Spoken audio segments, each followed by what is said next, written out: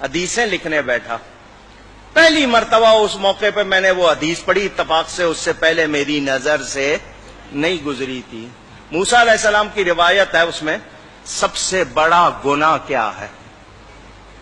سب سے بڑا ہم سمجھتے ہیں کسی کو قتل کر دینا، غیبت کر دینا، زنا کر لینا، شراب پی لینا ہے، ہم تو اس کو سمجھتے ہیں. اس حدیث میں تھا سب سے بڑا گناہ یہ ہے ماں باپ بلائیں اور میں کہہ دوں میرے پاس ٹائم نہیں ہے. یہ سب سے بڑا گناہ. اور ہم نے یہ کتنی بار کیا ہوگا؟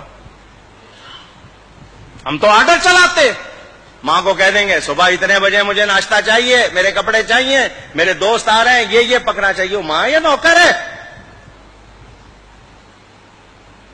اگر باپ آپ کی کو کرے تو آپ کہتے تو نے کیا کیا؟ تیرے باپ نے بھی تو تیرے ساتھ کیا تھا. یوں آگے بات کرتے. یہ گھروں میں خرابیاں اسی لیے آئی ہیں کہ تربیت، پہلے جوائنٹ فیملی گھر مل کے رہتے تھے، دادا دادی نانا نانی سکھاتے تھے. اب الگ رہنا سکھانے والا ہو گیا ٹی وی کیبل. کیا سیکھو گے؟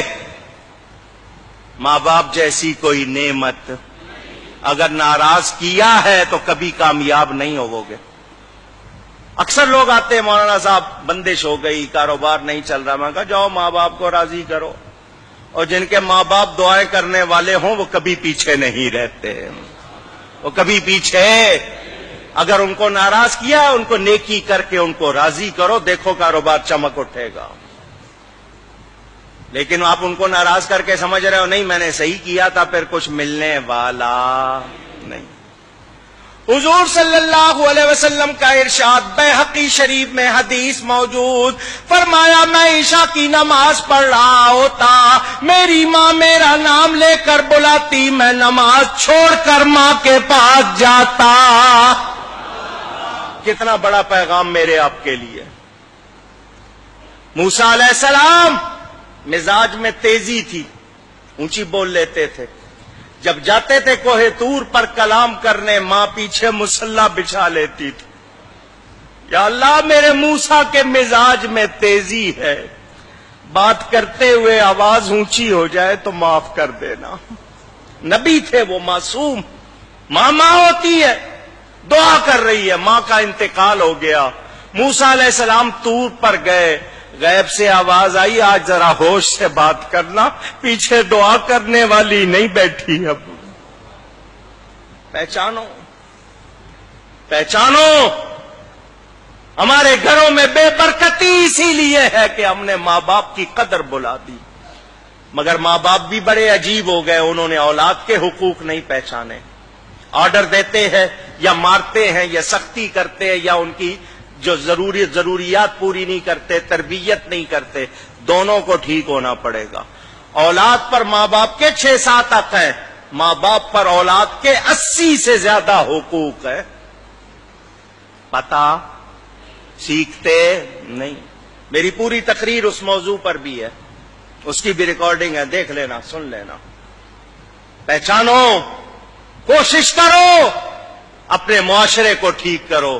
جہاں ماں باپ کی قدر نہیں ہوگی وہاں برکت.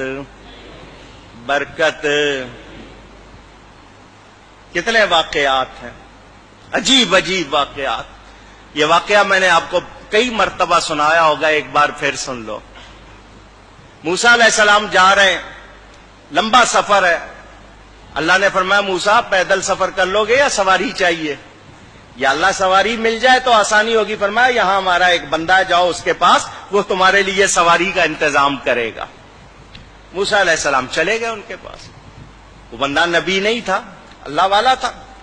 فرمایا میں اللہ کا نبی موسیٰ علیہ السلام. اس نے قدر کی، عزت کی. حکم. فرمایا میں نے سفر کرنا، مجھے سواری چاہیے. اس نے بادل کو اشارہ کیا، اس بندے نے بادل نیچے آ گیا. فرمایا اس پر بیٹھ جائیے، جہاں کہیں گے پہنچا دے گا. موسیٰ علیہ السلام نبی ہیں، نبی کے ذریعے اس کی شان دکھانی تھی اللہ نے، نبی کی زبان سے لوگوں کو پتا چلے. موسیٰ علیہ السلام بیٹھ گئے اس پر. بادل جب اونچا ہوا، یا اللہ اس بندے کو یہ کمال کیسے مل گیا؟ اللہ نے فرمایا موسیٰ اس نے اپنی ماں کی بڑی خدمت کی، اپنی ماں کی بڑی خدمت کی. اس کی ماں نے ایک دعا دی تھی. اس کی ماں نے